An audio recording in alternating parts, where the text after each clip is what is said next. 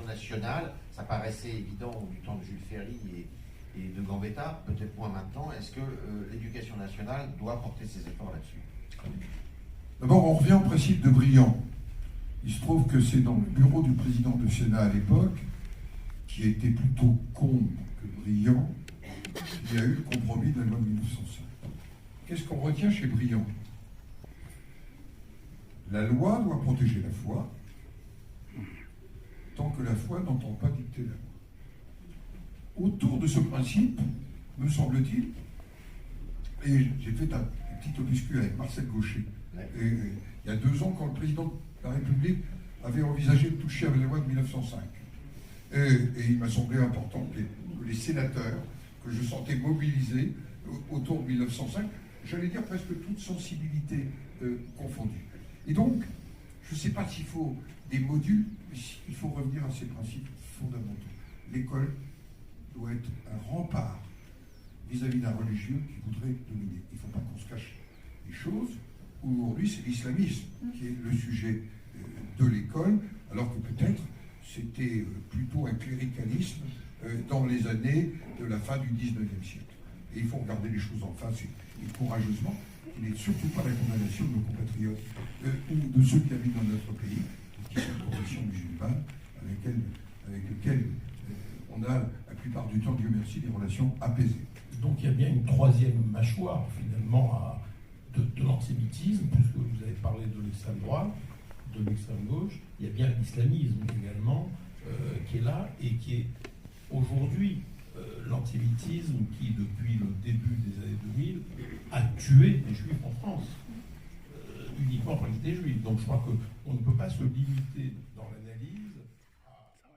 Commencez à concevoir, vous avez l'antisémitisme de l'extrême gauche, alors que la gauche n'avait jamais été, à part quelques exceptions, du tout antisémite. Au contraire, elle était plutôt la droite. La droite dont je suis issu avait des racines antisémites dans une partie, alors que la gauche n'en avait pas. Je pense personnellement qu'aujourd'hui, ce sujet-là, il faut vraiment que nous réaffirmions les valeurs de la République, qu'on ne cède pas sur des sujets. Or, nous avons cédé. Je fais un détour par l'école. Il faut. Moi, j'ai été frappé. Vous êtes né à Trappes. Vous avez vécu à Trappes. Oui. Et vous avez vécu à Trappes. Après l'incendie de la synagogue de Trappes, il n'y a plus de compatriotes de confession juive ou d'origine juive à Trappes. Nous avons, j'allais dire presque lâchement collectivement, j'y ai participé, aidé à la reconstruction d'une synagogue à Maurepas, et quelques kilomètres au-delà. Quand je regardais l'état de la scolarité, c'était dans mon rapport à François Hollande, et que je vois l'importance de ce qu'a été, en 10 ans, l'exil intérieur de familles juives d'un certain nombre de territoires, je me dis que la République n'a pas été à la hauteur.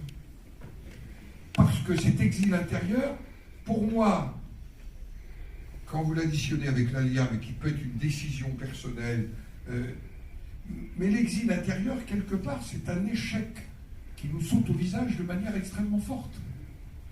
Et donc, moi, personnellement, je pense que là-dessus, il faut vraiment qu'on reconquiert. Quand on a accepté, un professeur sur 2 se dit en situation difficile pour parler de la Shoah, mais aussi pour parler de Darwin, mais aussi pour parler de l'histoire de notre pays, pour parler sexualité. Quand tout ça n'est plus à la main, et je crois que c'est Robert Badinter qui avait dit au moment du drame de Samuel Paty, une très jolie phrase, il avait dit le seul culte de la République, ça doit être de former des jeunes à des valeurs qui leur permettent en quelque sorte de devenir des hommes pleinement accomplis, démocrates et qui partagent. Et je dois dire que ce n'est pas le texte exact, mais c'était l'idée de Robert Badinter. Est-ce qu'il faudrait avoir, comme certains enseignants le demandent, une assistance ou un enseignement pour les professeurs sur la laïcité, sur la